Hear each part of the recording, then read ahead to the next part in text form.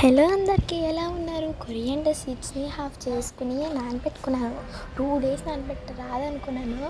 అంత 6-7 నానబెడితే కానీ బాగా వచ్చింది. స్ప్రౌట్ మెల్లగా వచ్చింది. అది చెప్పండి. ఇదిగోండి ఆకులు ఇక్కడ చిన్న చిన్న స్ప్రౌట్స్ స్టార్ట్ అయినాయి చూడండి. అలాగే చూసారు కదా, ఇక్కడ రూటింగ్ ఆల్రెడీ స్టార్ట్ అయిపోయింది. నేనైతే ప్లాస్టిక్ డబ్బాలో వేసాను, ఎందుకంటే కనిపిస్తాయి కదా మన రూట్స్. అలాగని కళ్ళ కానీ పాట్స్ అయిపోయినాయి చూడండి. ఇదిగోండి రూట్స్ కనిపిస్తున్నాయా?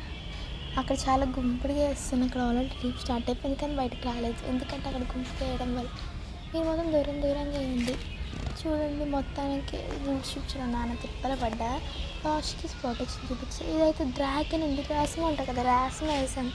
దాని తర్వాత మా చెల్లి ఏదో చిన్న కప్లో సీడ్స్ వేస్తేనే మర్చిపోయి నా దాంట్లోకి వేసుకున్నాను. ఆ సీడ్స్ నా దాంట్లో ములిచింది అనమాట. మళ్ళీ ఇచ్చేసాను మా చెల్లికి. సో చూసారా, నేను మీకు డ్రాగన్ నా మొక్క చూపిద్దాం అనుకునే లోపల స్పెషల్గా వేసిన కప్లో చచ్చిపోయింది. అందుకే ఈ రెండే బ్రతికినాను, ఈ రెండే వేసేద్దామని ఫిక్స్ అయ్యా. ఇది పెద్ద పాట్లు వేస్తాను, ఇంకా కొన్ని ఉంటాయి, ఎందుకలా వాడేయడమని బయట వేద్దాం అనుకున్నా. ఇది చూసా, ఆనియన్ స్ప్రౌట్ అండి. నేనే వేసాను.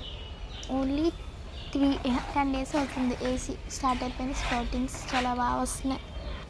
సరే నేనైతే ఉయ్యాల పైన పెడుతున్నాను, ఎందుకంటే అందరూ తీసేస్తున్నారు. ఎలుకలు పాడేస్తున్నాయండి.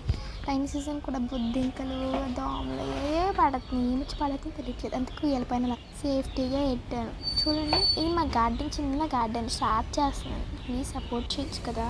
ఇదిగోండి రాజమ మొక్కలు బయట వేసాను మా ఇంటి గేట్ పక్కన. ఇది వచ్చి పెరిగింది అనుకునేటప్పుడు చచ్చిపోయింది. ఇక్కడ డ్రమ్ స్టిక్స్ మా బ్యాక్ యార్డ్లో కూడా ఉన్నది డ్రమ్ స్టిక్స్ మొక్క, దానికి కోత కాసేస్తుంది. కానీ కొబ్బరి చెట్టుకి దానికి అడుగున బొంత పురుగులు ఎక్కేస్తే తీయించేశారు మొత్తానికి. ఇది కూడా మా దోసకాయ మొక్క బయట కిందేసాను కదా, ఇది పెద్ద మొక్క. సో మా గార్డెన్ చాలా చిన్నది, చిన్న తీసేసేస్తా. ఓకేనా, bye guys, wish you all.